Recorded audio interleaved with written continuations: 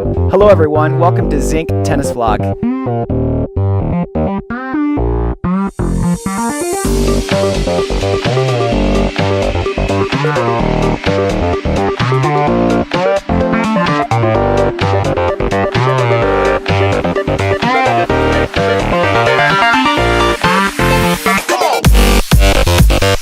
Hello everyone, welcome to Zink Tennis Vlogs. Today we're going to talk a little bit about match review, what the perspective is from the player, what the perspective is from the coach.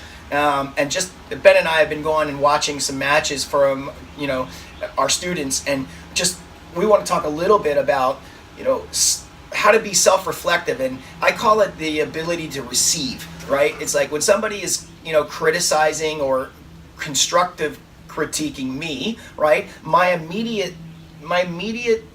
reaction is to go into defensive and say, I'm not doing that. Just almost like the opposite. Like, I'm not doing that, and I think one of the things is that could be some of the coach's voice. And I think one of the things that I have when I'm coaching is that I put people in this situation where they feel like they have to be defensive. So that might be my deal coaching. But one of the things we want to talk about is just the ability to receive information and then go analyze whether that information is right or wrong. So let's talk a little bit about just player A, you're coaching them and they just come off the court and you're giving them some information about that match. So give us a little bit of what that looks like, and A, what it looks like, and then B, what you might want to see. I think that's huge. I think sometimes, like, as a player, like, we all have different emotions that are going through our mind, especially after a loss. And so we might not be in, so I like to give my players personally, I like to give them a little bit of time to just kind of reflect on their own. I think a lot of times what happens is when we go out and play a match, we care a lot, and then what happens is but along with that, our ego cares a lot too. So it's almost like when we lose, it's a hit to our ego. And then when we start to analyze that, I feel like it becomes like what you said, like very defensive, and especially as a coach, when you see things from the outside, it's tough to, because they need to be changed, right? Like things that need to be changed. So it's not things that were necessarily done well. So I think for me personally, as a player, now I would struggle with this as a team when I was a teen, is kind of understanding, okay, I've lost the match, so there were obviously things that I could do differently, and instead of being reflective on what my strokes might have done and what might have let me down, is just being okay. Like, I'd like to know what I could do better. I think that would be the first step, is to say, okay, like, I understand that I didn't do something right in this match. So, like, obviously the first person I was going to ask is somebody that's been there and watching it. And I think that that's the toughest part, is somebody that from the outside, maybe not so objective. A coach is probably a little more objective than a family member, but you never know. But just trying to say, okay, what did I do, and what can I do to change, and understand that it's maybe not, in the analysis of it all, is trying not to be so emotional about it, and understand that they're trying to be negative with you as a person, but instead understanding that it's for your own benefit and getting you better. And I think that's the toughest part sometimes, about criticism, is sometimes it's tough to not take it emotionally inside, but instead it's a little bit tougher. So I think that's one of the things for me, is kind of, like we said, being open to it and wanting that information. So along with that, like, as the player continues on, is the second part is, okay, how fast can they bring it back out and say, okay, that was information in, now I need to show that I've got that information out. And can you share a little bit about what you know about people internalizing that information? I think that's a tough one, is to get that in and out. So I think that the one biggest thing, and we know as coaches, right, because we travel with the kids and we see the kids, and so the first thing that we see is that the defense mechanism comes up, which Ben just talked about. The defense mechanism comes up, and so I think it's really kind of being self-reflective. And I think the biggest thing, my biggest successes have come from, let's start to film the matches, and that's another thing that we can talk about here. Like, we're doing this thing called match analysis, where you can send in a film of your match, and we can analyze it on a screen share and analyze it. I just don't think there's anything better. So when we can actually show the student what they're doing, and so there's no objective, well, I wasn't doing this or I was doing this. So number one, we got to figure out what's the problem. But then then the next step is that how do we get the problem fixed? And I think this is the biggest thing that my focus and Ben's focus is on, is that there are a lot of coaches out there, and again, this isn't any bust on other coaches. This is just what we're seeing. There's a lot of coaches out there that are analyzing the problem. Okay, here is the problem, but then what is the fix? You know, what is the fix? And I think, again, you have to break down what's going on. You know, is it, you know, in our last vlog, one of the things that we talked about is the reset. So if the reset isn't happening, then that affects their feet to get set for the next ball. They didn't recognize what ball they hit. So they've got to be able to receive the information that we're giving them. And then Ben and I and your coaches out there have to have the tools to break this down to say, okay, now how do we fix the problem? Because one of the things that I'm going through this period in my life where, you know, you can tell me what the problem is all day long, but if somebody doesn't tell me how to, you know, solve it, or I can't figure out how to solve it, it just becomes a frustrating circle, right? So I want to be able to figure out how to solve it. And I think that's where we are really getting some major success, is we're figuring out how to solve these issues that your son and daughter are having out on the tennis court. They're struggling with, you know, whether it's pressure or dealing with things or not playing smart match or, you know, not moving their feet, looking lazy on the court, all these things.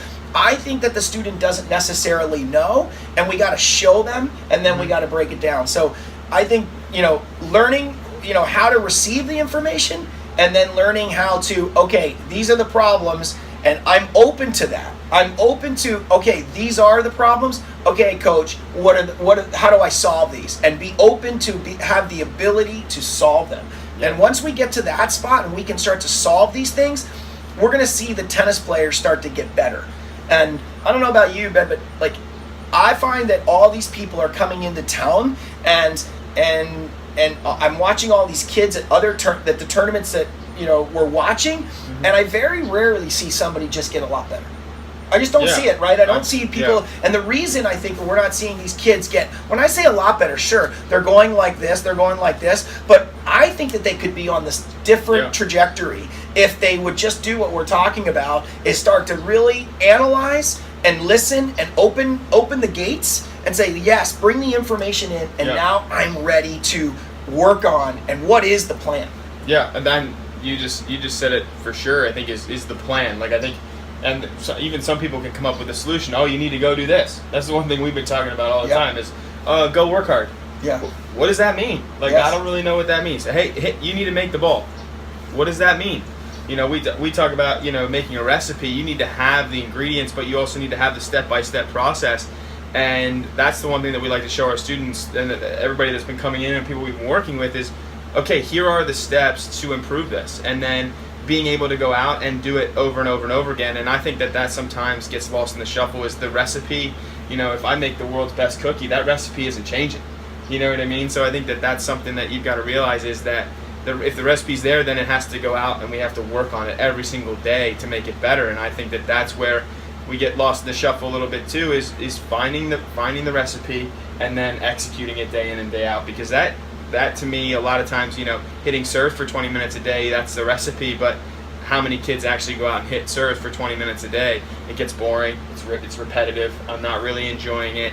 But those are the things that we see that get players a lot better, is understanding what that recipe is. And we feel like we have a good recipe. To be honest, we have a great recipe, and I think that's something that we can share, and we want to share with everyone in our audience. So I think that being solution oriented and finding out that plan and then being able to execute on that plan is the hardest thing. And because we find that too, is like the execution is there 1 or 2 days, but over the long period of time, that's where it really has to change. And once that happens, you are going to see that trajectory go from this slow slope to a much steeper one. I think. I totally agree. So I want to leave you guys with this question. All right, I want to leave you with this question: do you have a son or daughter, or are you the player that's listening to this, that there's something wrong in your game, that you know there's something wrong? And you watched your son or daughter practice last week, and they played amazing. They got to the tournament, and they just didn't play to their potential. And this is happening over and over and over again. And you're getting coached, and you're leaving, you know, your son or daughter off with a coach, and for some reason this isn't getting fixed. Are you frustrated?